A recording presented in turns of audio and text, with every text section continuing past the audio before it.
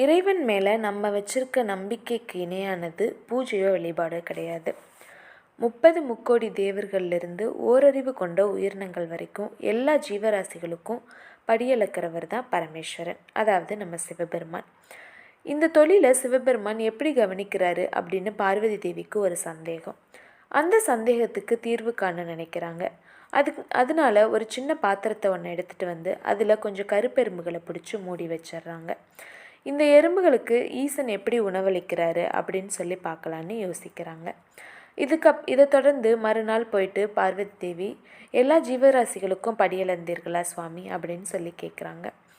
அதுக்கு சிவபெருமான், பார்வதி தேவி தன்னோட விளையாடுறாங்க அப்படின்றத புரிஞ்சுக்கிட்டு அதை வெளியில் காமிச்சிக்காம, இதில் என்ன சந்தேகம், பாத்திரத்தில் நீ கொஞ்சம் எறும்புகளை சிறை வச்சிருந்து இல்லையா, அதை பார்த்துருந்தாலே இந்த கேள்விக்கு இடம் இருந்திருக்காதே அப்படின்னு சொல்கிறாரு. இதை கேட்ட பார்வதி தேவி ஓடி போயிட்டு பாத்திரத்தை திறந்து பார்த்தா சுறுசுறுப்போடு சுற்றிக்கிட்டு இருக்கு அந்த எறும்பு எல்லாமே. அத்தோட அன்னப்பருக்கைகளும் கொஞ்சம் அதில் கிடக்குது. வீணா பரமேஸ்வரனை சந்தேகப்பட்டுட்டோமே அப்படின்னு சொல்லி வருத்தப்படுறாங்க பார்வதி தேவி.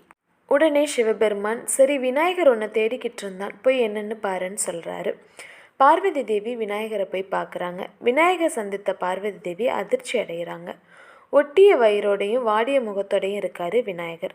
ஏம்மா அப்படி பார்க்குறீங்க, இது எல்லாத்துக்கும் காரணம் நீங்கள் தான் அப்படின்னு சொல்கிறாரு விநாயகர் பார்வதி தேவி கிட்ட.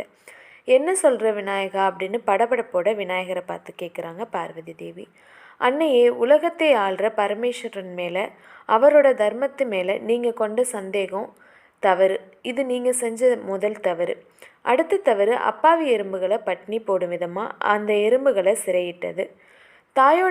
தாய் செஞ்ச பழி அவங்களோட மகனை தான் சாரும். அதனால தான் எறும்புகளோட பசியை நான் ஏற்றுக்கிட்டு நீங்கள் எனக்கு கொடுத்த உணவை எறும்புகளுக்கு வச்சுட்டேன். பட்னி கிடந்ததால் என்னோட வயிறு சின்னதாயிட்டு அப்படின்னு சொல்கிறாரு பார்வதி தேவி கிட்ட விநாயகர். இதை கேட்டதும் பார்வதி தேவி கண் கலங்குறாங்க. விநாயகரை அழைச்சிக்கிட்டு சிவபெருமான் கிட்ட போகிறாங்க. சுவாமி, என்னை மன்னிச்சிருங்க, நான் செஞ்ச தவறுக்கு என் மகனை தண்டிக்க வேணான்னு சொல்லி கேட்குறாங்க. வருந்தாதே தேவி, பக்தர்கள் என்பால் வைக்கும் நம்பிக்கை சற்றும் குறைவில்லாததாக இருக்கணும். அந்த நம்பிக்கைக்கு இணையான பூஜையோ வழிபாடோ கிடையாது. இதை உலக மக்களுக்கு உணர்த்த நடந்த திருவிளையாடல் தான் இது அப்படின்னு சொல்கிறாரு சிவபெருமான். அது மட்டும் இல்லாமல், அன்னபூர்ணியான நீ உன் பிள்ளைக்கு அன்னம் கொடுத்தாய், அதை அவன் எறும்புகளுக்கு வணங்கினான். விநாயகனோட பெருமையை போற்றும் வகையில் அவை இனி பிள்ளையார் எறும்புகள் என்றே அழைக்கப்படும்னு சொல்கிறாரு சிவபெருமான். அதுக்கப்புறம் பார்வதி தேவியுடன், எறும்பு உண்டது போக மீதமுள்ள அன்னப்பருக்கைகளை விநாயகருக்கு கொடு அப்படின்னு சொல்கிறாரு சிவபெருமான். அப்படியே செய்கிறாங்க பார்வதி தேவியும். அந்த பருக்கைகளை உண்ட விநாயகரோட வயிறு பழைய நிலைக்கு திரும்பிடுது. அவரோட பசியும் தீர்ந்துருது. இந்த அருளாடல் நடந்த சம்பவம் தேய்பிறை சதுர்த்தி திதி. இந்த தேய்பிறை சதுர்த்தி திதி நாளாக தான் சங்கடஹர சதுர்த்தி நாளாக நம்ம அனுஷ்டித்து விநாயகரை வழிபாடு செஞ்சுக்கிட்டு வந்துட்டுருக்கோம்.